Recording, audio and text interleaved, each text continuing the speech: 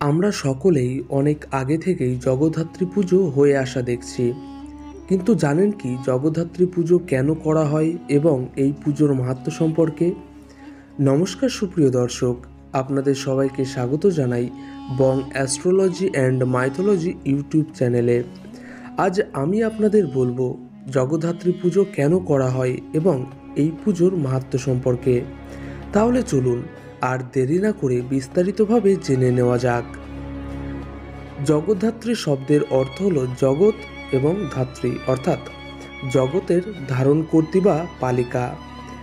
দেবী জগদ্ধাত্রী হলেন দেবী দুর্গারই অপর এক রূপ। এই পূজার মূল কারণ ও তাৎপর্যগুলি খুব গুরুত্বপূর্ণ। যেমন দেবতাদের অহংকার নাশ।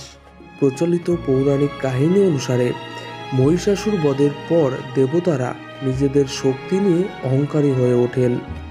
তখন দেবী মহামায়া তাদের শক্তির পরীক্ষা করার জন্য আবির্ভূত হন।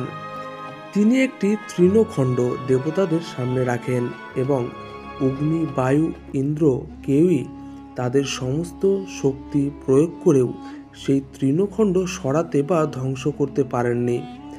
তখন দেবী চতুর্ভুজা জগদ্ধাত্রী রূপে দেবতাদের সামনে আবির্ভূত হন এবং তাদের বুঝিয়ে দেন যে তিনিই আদিশক্তি, যিনি এই জগৎকে ধারণ ও পালন করেন। দেবতারা তখন তাদের ভুল বুঝতে পারেন এবং দেবীর শ্রেষ্ঠত্ব স্বীকার করেন। জগতের কল্যাণ। দেবী জগদ্ধাত্রী হলেন সত্যগুণের প্রতীক।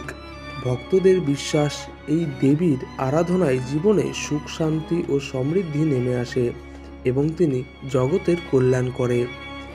এবার আসি ঐতিহাসিক কারণে। অষ্টাদশ শতকে নদিয়ার রাজা কৃষ্ণচন্দ্র রায় দুর্গাপুজো করতে না পারায় কার্তিক মাসের শুক্লা নবমী তিথিতে এই পূজার প্রচলন করেন। এরপর থেকেই এই পূজার জনপ্রিয়তা লাভ করে।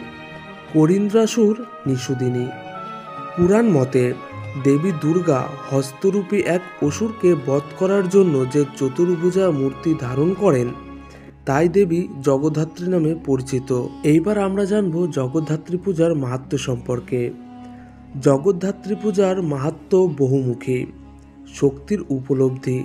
এই পূজা দেবতাদের অহংকার ভাঙা এবং তাদের নিজ শক্তির উৎস সম্পর্কে জ্ঞান দেওয়ার প্রতীক। এটি মানুষকে স্মরণ করিয়ে দেয় যে সব কিছুর মূলে আদিশক্তি বিরাজমান। সত্যগুণের আরাধনা।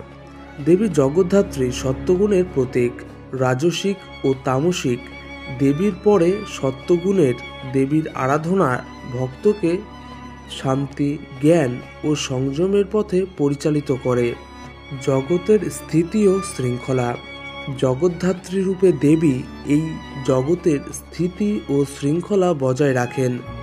তার আরাধনা বিশ্বকে ধারণ ও পালন করার মহৎ শক্তিকে সম্মান জানায়। ঐতিহ্য ও সংস্কৃতি। নদিয়া জেলার কৃষ্ণনগর ও হুগলি জেলার চন্দননগরে জগদ্ধাত্রী পূজা তার বিশাল প্রতিমা, আলোকসজ্জা ও সংস্কৃতি অনুষ্ঠানের জন্য বিশ্বজুড়ে বিখ্যাত। এটি পশ্চিমবঙ্গের সংস্কৃতি ও ঐতিহ্যের একটি গুরুত্বপূর্ণ অংশ। তো সুপ্রিয় দর্শক, এই উৎসব আপনার জীবনে সুখ ও সমৃদ্ধি বয়ে আনুক। ভিডিওটি ভালো লাগলে অবশ্যই লাইক, কমেন্ট, সাবস্ক্রাইব ও বন্ধুদের সঙ্গে শেয়ার করবেন।